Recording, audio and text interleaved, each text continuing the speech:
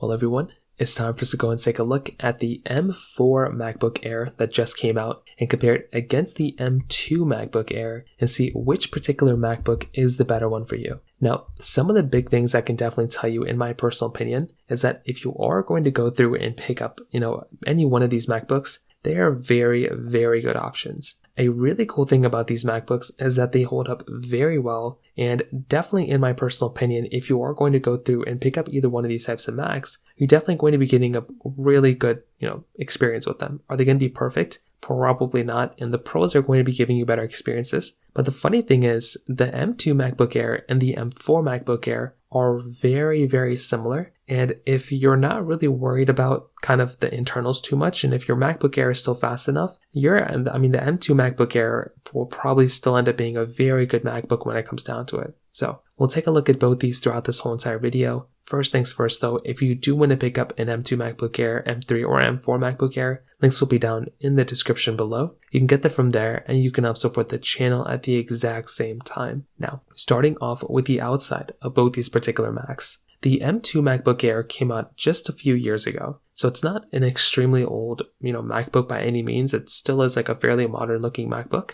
On the exterior, it looks basically the same way as the M4 MacBook Air. They come out in almost the same type of colors as well, except you're missing out on a sky blue color, but still relatively around the same colors. The display on the M2 MacBook Air is basically giving you a 13.6-inch liquid retina display.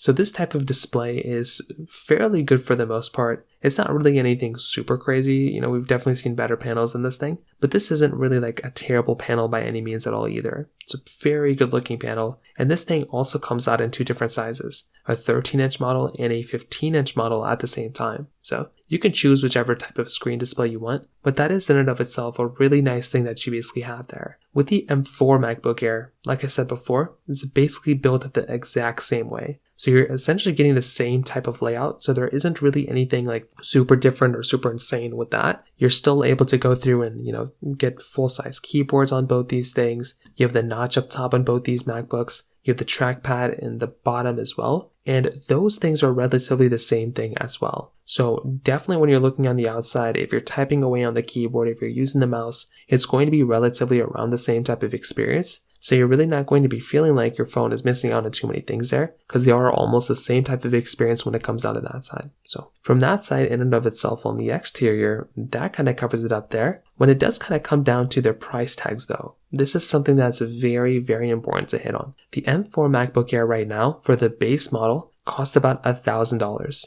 So if you're going to go inside of the brand new market, and if you're going to go ahead and buy one of these types of phones, you are basically going to be seeing that type of phone is going to be costing you about $1,000 for the base model, base storage, base everything. With the M2 MacBook Air, this one's a little bit of a different story, because this MacBook actually does have a pretty high likelihood of essentially giving you like a decent supporting software, like a decent price tag per performance, because this one has already been out for a little bit of time. The advantage of something like an M2 MacBook Air is that type of MacBook will actually be able to give you a MacBook that's substantially cheaper. You could save hundreds and hundreds of dollars for the same spec model of both these MacBooks on the M2 MacBook Air. And that is a really big advantage for that type of device. So if you are going to go through and pick up a Mac, well, it does kind of make a little bit of sense to, if you want the cheaper one here, cheaper price per dollar, price per value, meaning like the M2 MacBook Air is going to be a very, very solid option when it kind of comes down to it. However, when it comes down to availability, one of the big things you're going to have to remember is that if you're wanting the MacBook that you can just go out and buy today, then that's probably going to be something like the M4 MacBook Air, because that one is just going to be available. You can go inside of the Apple Store and just buy that Mac like that. So, but beyond that kind of covers it up from that particular perspective. Not anything else super insane going on here, because both these Macs hold up very, very well when it kind of comes down to that side. Now, on top of that, when it does kind of come down to some other areas of these particular MacBooks, you're going to have to remember that within both these MacBooks have a lot of similarity. So they both support things like Apple Intelligence, which is really nice. Now, Apple Intelligence is one of those things that's not the biggest deal in the world, but if you are going to go ahead and buy a MacBook that does seem like that's an area where Apple's going to be spending a lot of time on. So if you have the capability of basically going through and, getting that type of capability, then I think that is kind of a nice touch, and you have that type of capability when it comes down to it from that side. So they both support Apple Intelligence. They both support all the features that come within Apple Intelligence. So that right there, like I said before, is another advantage. But another very big thing to keep in mind here too, that between both these Macs, they both basically are going to be giving you roughly around the same type of battery life as well. So they're both going to be giving you about 18 hours of,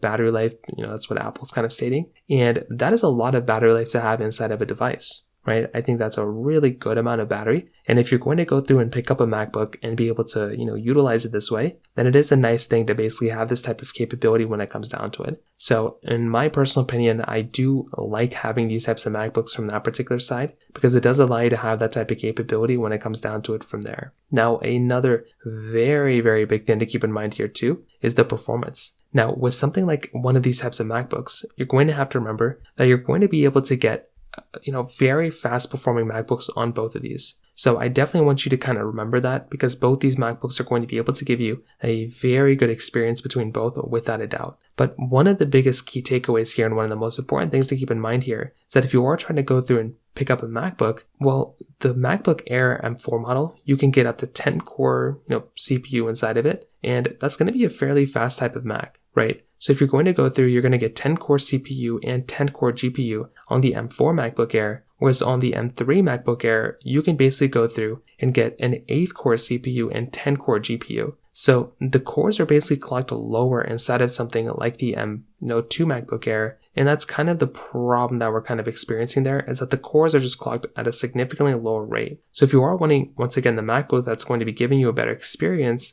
or you're going to have to remember that with that type of Mac, it's going to be a cheaper type of experience on something like something like the M2 MacBook Air. It's not going to be as fast. But another big thing is with its RAM. The RAM on the M2 MacBook Air is 24 gigabytes, where the RAM on the M4 MacBook Air is 32 gigabytes. So that right there is going to be another big takeaway too. Because once again, if you're wanting the MacBook that's going to be giving you an overall better experience, like I said before, it's probably going to end up being something like an M2 MacBook. It's going to be an M4 MacBook Air that's going to be better. But from a price per dollar standpoint, it's going to be kind of hard to kind of look at that particular device and kind of think to yourself like, hey, there might be some better options out there from a price per dollar standpoint. So what I can probably tell you, in my personal opinion, right, is that if you're going to go through and pick up some sort of a device, I genuinely do think that you can't really go wrong with either one of these options. I think both these MacBooks are very, very good. And I really do think that Apple, for the most part, did such a tremendous job on both these Macs. They're very good options. You can go ahead and use them for so long, and you're not really going to feel like you're missing out on a whole lot, in my personal opinion.